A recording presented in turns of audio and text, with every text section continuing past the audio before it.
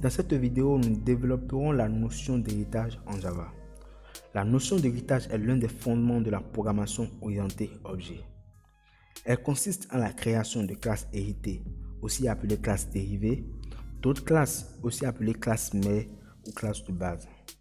Et en Java, c'est le mot-clé extend qui nous permet de définir l'héritage. Par ailleurs, dans une classe héritée, nous pouvons redéfinir les méthodes définies dans la classe de base. Et en Java, c'est le mot-clé override qui nous permet de procéder à la redéfinition. Nous disposons aussi du mot-clé super qui permet d'appeler un constructeur d'une classe de base ou de forcer l'appel d'une méthode quelconque d'une classe de base. Exerçons-nous à présent afin de mieux comprendre ces notions. Eclipse. Alors, nous avons eu à créer précédemment une classe personne avec les attributs prénom, nom et cesse. Elle dispose de plusieurs méthodes qui permettent de récupérer les informations contenues dans ces attributs et d'autres méthodes qui permettent de les modifier. Imaginons que nous ayons besoin d'une classe métier destinée à manipuler les métiers de différentes personnes. Une telle classe peut manifestement disposer des mêmes fonctionnalités que la classe personne auquel on pourrait adjoindre par exemple une méthode nommée mon métier chargée de définir le métier. Dans ces conditions, nous pouvons chercher à définir la classe mon métier comme dérivée de la classe personne. Créons à présent une classe que nous allons appeler métier. New class. Nous allons l'appeler métier. Finish. Alors, notre classe métier hérite de la classe personne. Donc, on ajoute le mot-clé extend personne. Cette classe contient un attribut de type string appelé métier. Donc, string métier. Et une autre méthode appelée mon métier avec un paramètre entier de type string. Donc, public void mon métier, paramètre de type string qu'on appelle également métier. Donc, this métier reçoit métier. Alors, nous allons dans la classe test personne que nous avons déjà eu à utiliser tout à l'heure. Test personne. Dans la classe test personne, nous allons déclarer et initialiser un objet nommé mt de type métier. Donc, nous allons dire métier mt new métier. Vous vous dites sûrement, mais nous n'avons pas défini un constructeur dans la classe métier.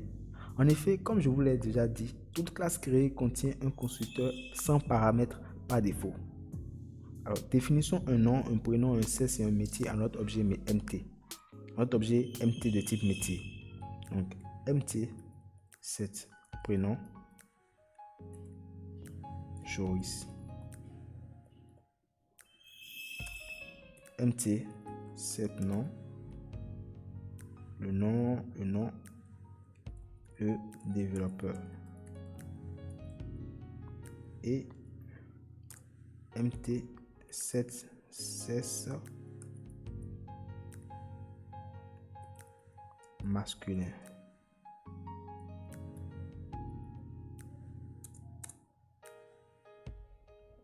Alors,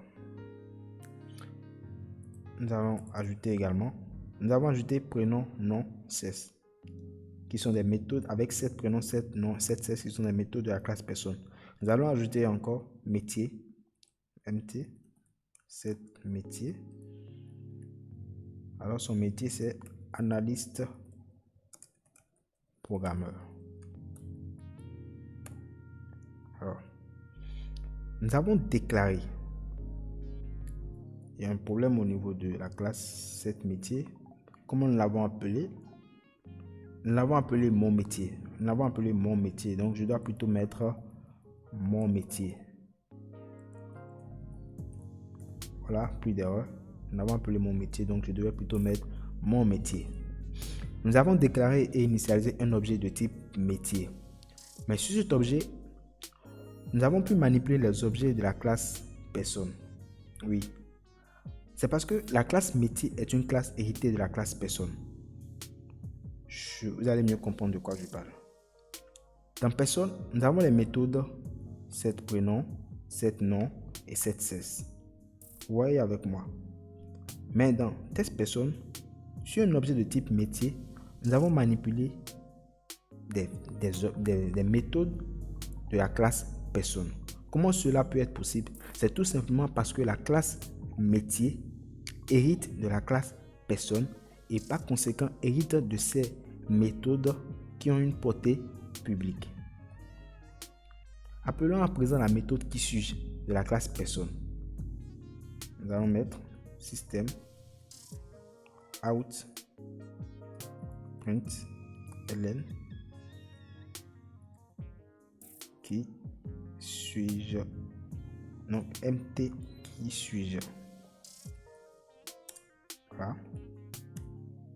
Mt qui suis-je une autre méthode de la classe personne. Exécutons notre code, vous allez voir. On peut lire: je suis Joris, le développeur de sexe masculin.